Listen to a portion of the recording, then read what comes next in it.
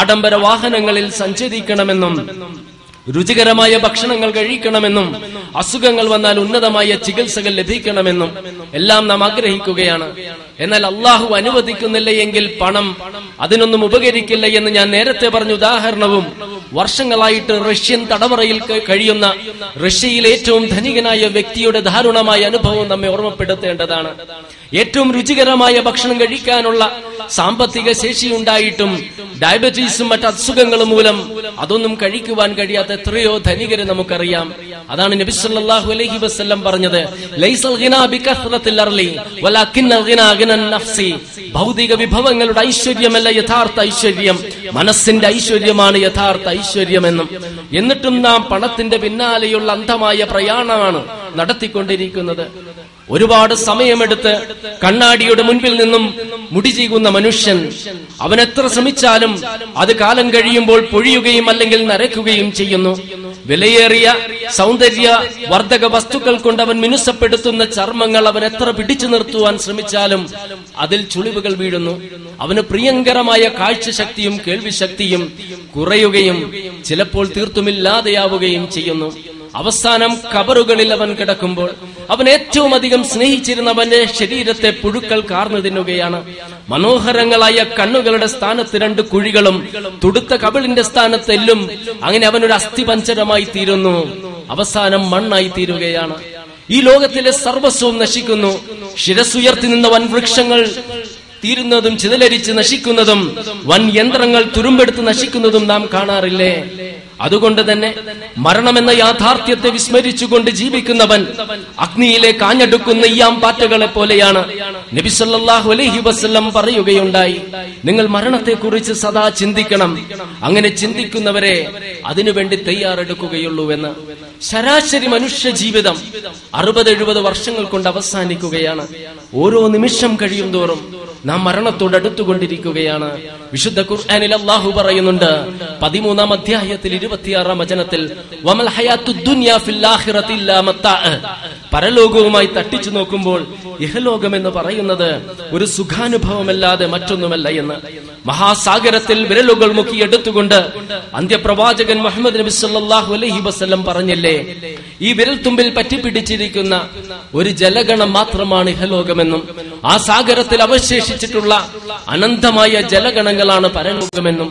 ദൗർഭാഗ്യവശാൽ ഇഹലോകമാകുന്ന ഈ ജലഗണത്തിന് വേണ്ടി സർവസ്വവും ഹോമിക്കുകയാണ് നാം ചെയ്യുന്നത്.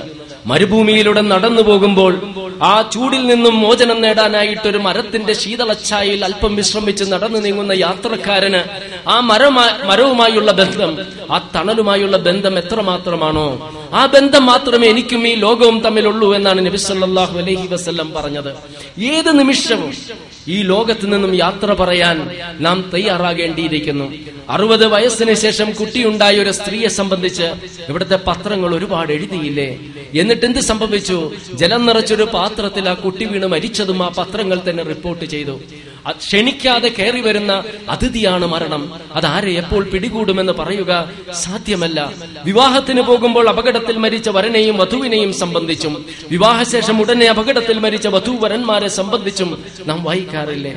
മാതാപിതാക്കൾക്ക് മുൻപ് സന്താനങ്ങളെയും, ജ്യേഷ്ഠന് മുൻപേ അനുജനെയും, ഭർത്താവിന് മുൻപേ ഭാര്യയെയും, രോഗിക്ക് മുൻപേ ആരോഗ്യവാനെയും മരണം പിടികൂടുക തന്നെ ചെയ്യും. എല്ലാ ശരീരവും മരണത്തെ ആസ്വദിക്കുമെന്ന് ഖുർആൻ പറയുന്നത് അതുകൊണ്ടാണ്. ശക്തമായൊരു കോട്ടക്കുള്ളിൽ നിങ്ങൾ ഒളിച്ചിരുന്നാലും മരണം നിങ്ങളെ പിടികൂടുക തന്നെ ചെയ്യുമെന്ന് ഖുർആൻ ഉണർത്തുന്നതും അതുകൊണ്ടാണ്.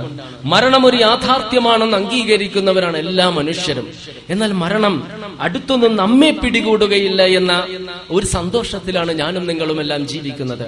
ഈ മരണം അംഗീകരിക്കുന്ന നാം തന്നെ ഈ ലോകത്തിനൊരു അന്ത്യമുണ്ടെന്ന് അംഗീകരിക്കുവാൻ പലപ്പോഴും വിസമ്മതിക്കുകയാണ്. ലോകത്തിനൊരു അന്ത്യമുണ്ടെങ്കിലല്ലേ വീണ്ടും മനുഷ്യൻ സൃഷ്ടിക്കപ്പെടുകയുള്ളൂ. എന്നിട്ടല്ലേ നന്മക്കനുസൃതമായ ഒരു പ്രതിഫലവും തിന്മക്കനുസൃതമായ ഒരു ശിക്ഷയും മനുഷ്യന് ലഭിക്കുകയുള്ളൂ. അതുകൊണ്ട് തന്നെ ലോകത്തിന് യഥാർത്ഥത്തിൽ ഒരു അന്ത്യമുണ്ടോ ഇല്ലയോ എന്ന സംശയമുള്ള ഒരുപാട് വിശ്വാസികളെന്ന് അവകാശപ്പെടുന്നവർ പോലും പറഞ്ഞിട്ടുണ്ട്.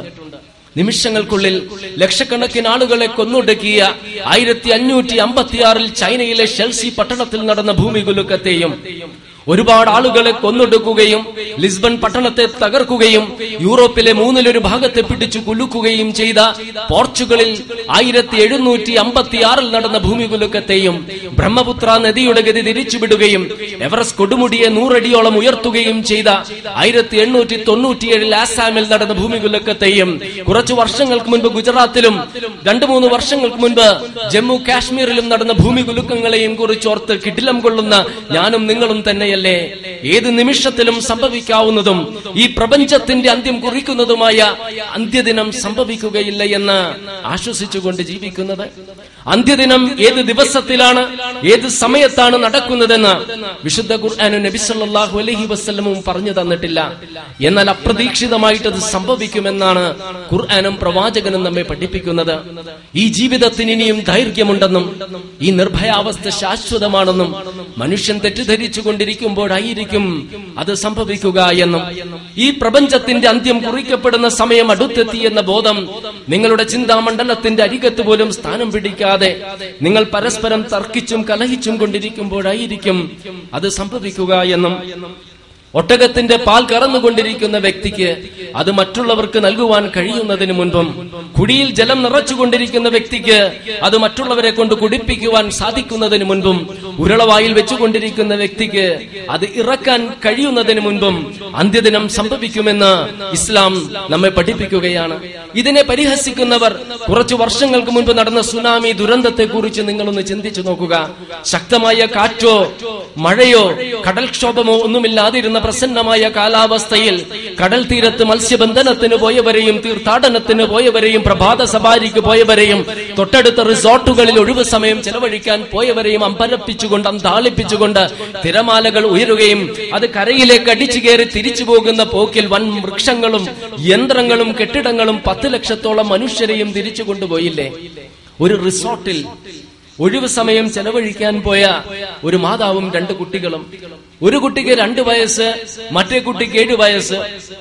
തിരമാലകളിൽ റിസോർട്ടിനെ തകർത്തപ്പോൾ ഈ 2 കുട്ടികളെയും രക്ഷിക്കുവാനായിട്ട് മാതാവ് ശ്രമിച്ചു. എന്നാൽ നടുക്കത്തോടുകൂടി അവർ ഒന്ന് മനസ്സിലാക്കി, 2 കുട്ടികളെയും രക്ഷിക്കാൻ ശ്രമിച്ചാൽ താൻ ഉൾപ്പെടെ 3 പേരും മുങ്ങി മരിക്കും. ഒരു കുട്ടി ഉപേക്ഷിക്കണം. ആരെയാണ് ആ മാതാവ് ഉപേക്ഷിക്കുക? 2 പേരെയും താൻ ഗർഭപാത്രത്തിൽ ചുമന്നിട്ടുണ്ട്. 2 പേരെയും താൻ നൊന്ത് പ്രസവിച്ചതാണ്. 2 പേർക്കും മുലപ്പാൽ നൽകിയതാണ്. 2 പേരെയും താൻ സ്നേഹിക്കുന്നു. 2 പേരും തന്നെയും സ്നേഹിക്കുന്നു. എന്നിട്ടും ആ മുതിർന്ന കുട്ടിയെ ഉപേക്ഷിക്കുവാൻ ആ മാതാവ് തയ്യാറാവുകയാണ്. അന്ത്യദിനത്തെ സംബന്ധിച്ച് വിശുദ്ധ ഖുർആനിലെ ഒരുപാട് വിവരണങ്ങളുണ്ട്. ഇദാ സുൽസിലത്തിൽ അർളു സിൽസാലഹാ വഖറജത്തിൽ അർളു അത്കാലഹാ വഖാലൽ ഇൻസാനു മാ ലഹാ എന്ന് തുടങ്ങുന്ന ഒരുപാട് വചനങ്ങൾ. ഈ വചനങ്ങളെല്ലാം നാം കൂട്ടി വായിച്ചാൽ കുറെ കാര്യങ്ങൾ നമുക്ക് ബോധ്യപ്പെടും. ഖുർആൻ പറയുകയാണ്, ആകാശവും ഭൂമിയും ഉയർത്തുകയും താഴ്ത്തുകയും ചെയ്യപ്പെടുമെന്നും ഭൂമിയും പർവ്വതങ്ങളും അടിയോടെ പിഴുതെടുക്കപ്പെടുമെന്നും അത് വലിയൊരു കൂട്ടിയടിക്കൽ പോലെ ആയിരിക്കുമെന്നും പർവ്വതങ്ങൾ മേഘങ്ങളെ പോലെ സഞ്ചരിക്കുമെന്നും പർവ്വതങ്ങൾ കടഞ്ഞെടുത്ത പഞ്ഞി പോലെ ആയിരിക്കുമെന്നുമെല്ലാം ഖുർആൻ ഉത്ബോധിപ്പിക്കുന്നുണ്ട്. അതുപോലെ തന്നെ നക്ഷത്രങ്ങൾ ഉതിർന്നു വീഴുമ്പോൾ, അതിന്റെ പ്രകാശം പൊലിയുമ്പോൾ, ആകാശം ചുരുട്ടപ്പെടുമ്പോൾ, ഉപരിലോകത്തിന് തീപിടിച്ചതുപോലെയാകുമ്പോൾ, ആകാശം ആടിക്കളിക്കുമ്പോൾ എന്നെല്ലാം ഖുർആൻ പറയുന്നുണ്ട്. ഇതിനെ പരിഹസിക്കുന്ന ആളുകളെ നമുക്ക് കാണാം. പണ്ടവർക്ക് ശാസ്ത്രത്തിന്റെ പിന്തുണയുണ്ടായിരുന്നു. ഇന്ന് ശാസ്ത്രത്തിന്റെ പിന്തുണ അവർക്കില്ല. പണ്ട് പ്രപഞ്ചത്തിനെ സംബന്ധിച്ചുള്ള സിദ്ധാന്തം സ്റ്റഡി സ്റ്റേറ്റ് തിയറി ആയിരുന്നു. സ്റ്റഡി സ്റ്റേറ്റ് സിദ്ധാന്തം. ഈ പ്രപഞ്ചം എന്നും ഇതുപോലെ നിലനിന്നിരുന്നു. ഇതിനാരം